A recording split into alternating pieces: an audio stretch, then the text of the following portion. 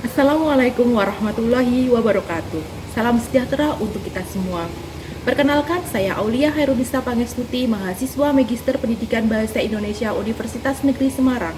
Pada kesempatan kali ini, saya akan menayangkan video pembelajaran untuk kelas 12 SMA semester 1 KD 3.8, menganalisis pandangan pengarang terhadap kehidupan dalam novel yang dibaca.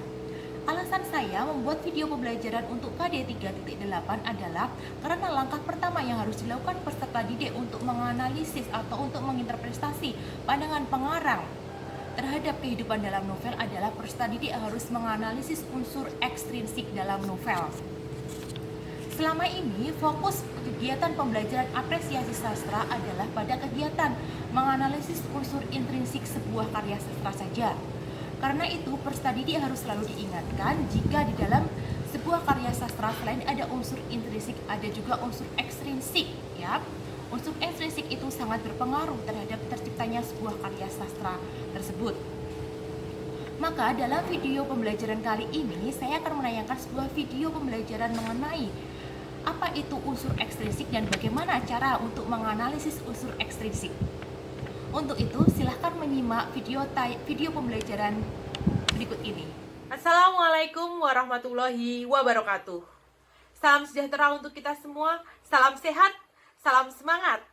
Berjumpa lagi bersama saya, Ibu Aulia, dalam pembelajaran Bahasa Indonesia yang menyenangkan. Baik anak-anakku sekalian, sebelum kita mulai pembelajaran pada hari ini, mari kita berdoa bersama-sama dengan membaca tasmiyah bersama-sama. Bismillahirrohmanirrohim.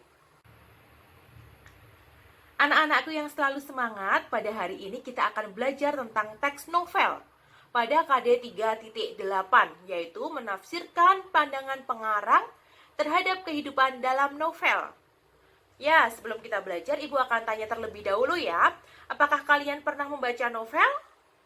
Ya, tentunya kalian pernah ya membaca novel. Berapa banyak novel yang telah kalian baca? Tentunya lebih dari satu kan ya? Atau ada yang sampai lupa berapa banyak novel yang telah dibaca? Ya, kalian telah membaca novel ya. Sekarang Ibu mau tanya, apa itu novel? Ada yang tahu apa itu novel?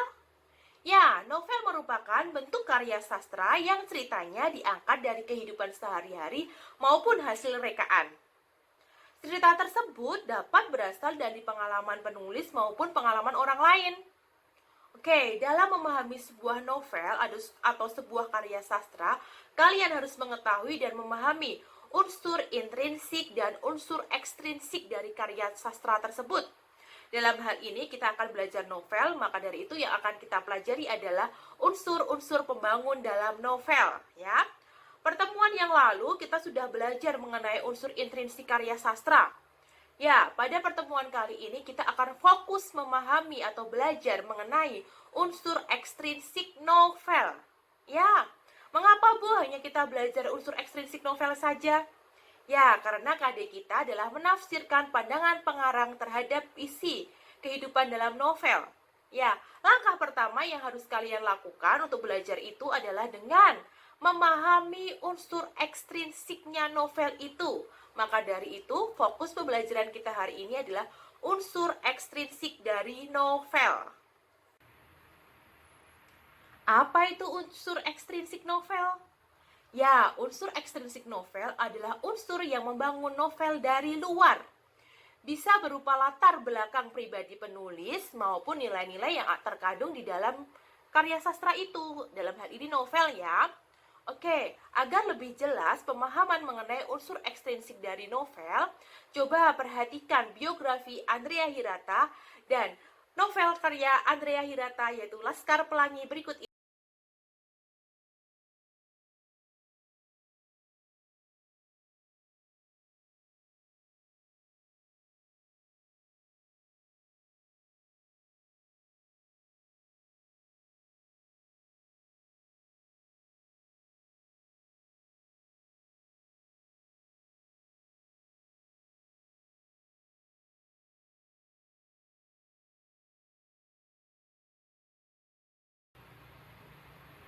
Bagaimana anak-anak, kalian sudah membacanya ya?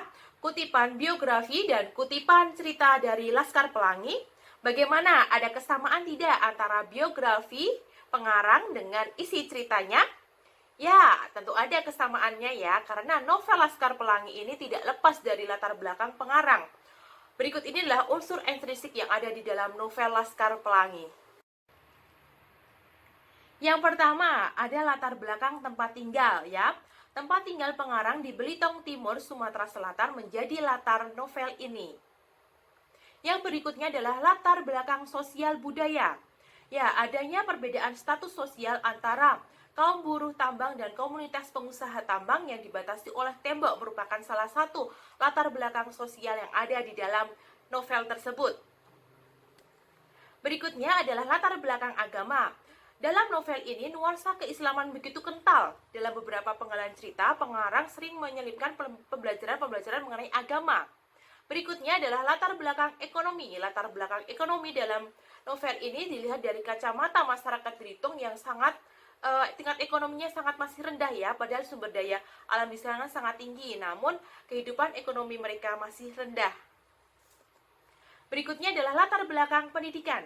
Dalam novel ini terkandung banyak sekali nilai-nilai edukasi ya, yang disampaikan pengarang tidak hanya bercerita mengenai pendidikan, tapi juga berbagai ilmu pengetahuan yang ada di dalam cerita. Begitu banyak ilmu pengetahuan seperti ilmu pengetahuan fisika, kimia, astronomi. Hal tersebut menandakan bahwa pengarang memiliki latar belakang tingkat pendidikan yang tinggi.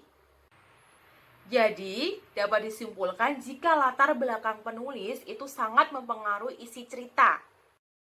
Ya, selain latar belakang pengarang, ada juga nilai-nilai yang terkandung di dalam novel ya. Apa saja nilai-nilai yang terkandung dalam novel Laskar Pelangi?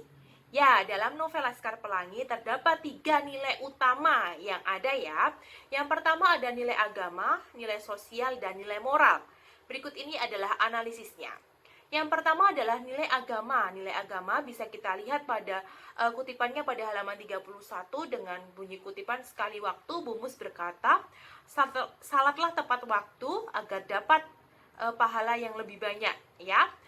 Analisisnya adalah Bumus di situ sedang menanamkan kesalehan kepada para siswanya ya. Berikutnya adalah nilai moral. Nilai moral, sebelum nilai moral kita ke nilai sosial dulu ya. Nilai sosial di situ dapat kita lihat pada halaman 456 dengan bunyi kutipan seperti berikut ini. Setelah memuat belanjaan ke atas bak sebuah mobil pick up, pria bertulang besi tadi menerima sejumlah uang.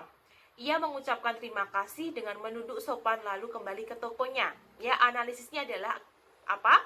Tokoh pria itu memiliki perilaku yang sopan dan santun ya. Perilaku tokoh itu ketika menerima uang, dia mengucapkan terima kasih sambil menunduk ya. Sambil menunduk itu kalau menunduk itu sebagai tanda bahwa dia memberikan perilaku yang sopan ya.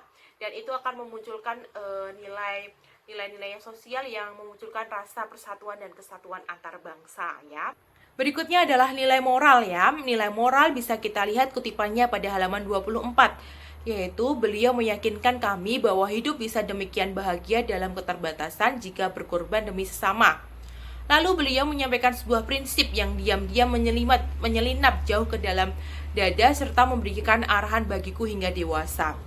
Yang intinya adalah bahwa hidup sebanyak-banyaknya bukan menerima sebanyak-banyaknya. Pelajaran hidup yang selalu tertanam bahwa hidup itu harus dimaknai dengan segala kebermanfaatan yang kita ciptakan, bukan malah berpasrah pada keadaan. Jadi kita tidak berpasrah dengan keadaan, tapi kita harus menciptakan sebuah hal yang bisa bermanfaat. Bagaimana anak-anakku, kalian sudah paham mengenai unsur ekstrinsik dari novel? Ya, jika kalian sudah paham, silahkan kalian baca kembali novel yang pernah kalian baca, kemudian analisis unsur ekstrinsiknya. Selamat mengapresiasi. Oke, demikianlah pembelajaran hari ini. Kita lanjutkan pertemuan minggu depan tentang menyimpulkan pandangan pengarang terhadap kehidupan dalam novel ya. Terima kasih atas perhatian anak-anak sekalian. Semoga pembelajaran hari ini bermanfaat. Mari kita tutup pembelajaran hari ini dengan bacaan hamdalah bersama-sama. Alhamdulillahirabbil alamin. Jaga iman, jaga imun. Wassalamualaikum warahmatullahi wabarakatuh. Bagaimana teman-teman tayangan video pembelajaran tadi? Semoga bermanfaat. Kritik saran dari teman-teman sangat kami butuhkan sebagai bahan evaluasi untuk menyajikan video pembelajaran yang lainnya. Terima kasih. Wassalamualaikum warahmatullahi wabarakatuh. Jangan lupa like, comment, and share video ini. Terima kasih.